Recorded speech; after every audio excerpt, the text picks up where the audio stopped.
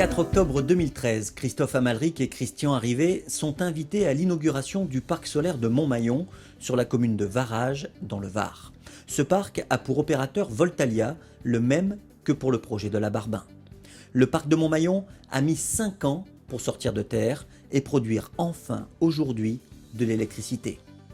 Le parc de Montmaillon est révélateur de l'ADN de Voltalia. C'est vraiment fondamental dans notre stratégie et dans notre vocation de maîtriser un projet de A à Z. On est très sélectif et derrière on mettra tous les moyens pour pouvoir faire aboutir le projet.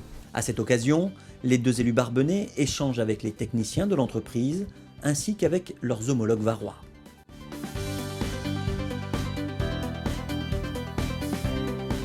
Au cours des discours officiels, Horace Lanfranchi, président du Conseil général du Var, et Josette Ponce, députée de ce département, ont déploré les recours qui retardent ou empêchent la création de parcs photovoltaïques ou éoliens sur leur territoire.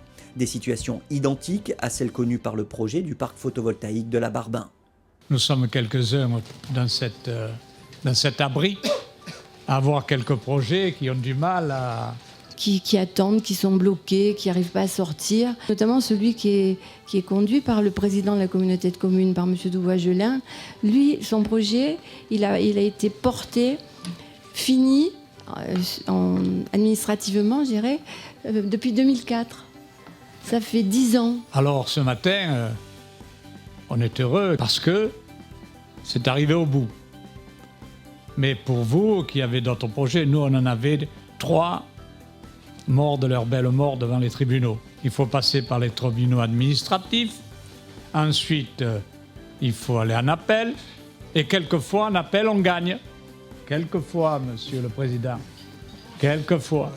C'est sans doute trop long, c'est vrai, mais j'entends bien le message d'exaspération légitime parfois qui est exprimé lorsque on regarde le point de départ d'un projet et aujourd'hui sa concrétisation. Ceux-là même qui occupent le territoire pour nous dire qu'il faut utiliser les énergies renouvelables, ce sont ceux-là qui font des associations et qui nous attaquent. Il y a des contentieux de partout. C'est la raison pour laquelle la loi, Madame la députée, je crois que vous êtes saisie actuellement d'un projet de loi sur l'urbanisme, prévoit que les recours abusifs désormais en matière de logement seront désormais sévèrement punis. On peut imaginer que sur les questions environnementales, eh bien, la même disposition soit prise. J'aimerais bien qu'un jour on éclaircisse la situation. D'une part, si nous, en milieu rural, il y a toujours autant d'espèces. Le lézard doré, l'aigle de Bonelli. C'est que nous avons quand même su les protéger. Sinon, elles ne seraient plus là.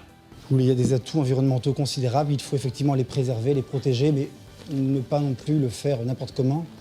Je pense que le développement économique est aussi important que la préservation des ressources. Monsieur le maire de la Barbenne, vous avez un magnifique projet, vous le portez en bandoulière, j'allais dire.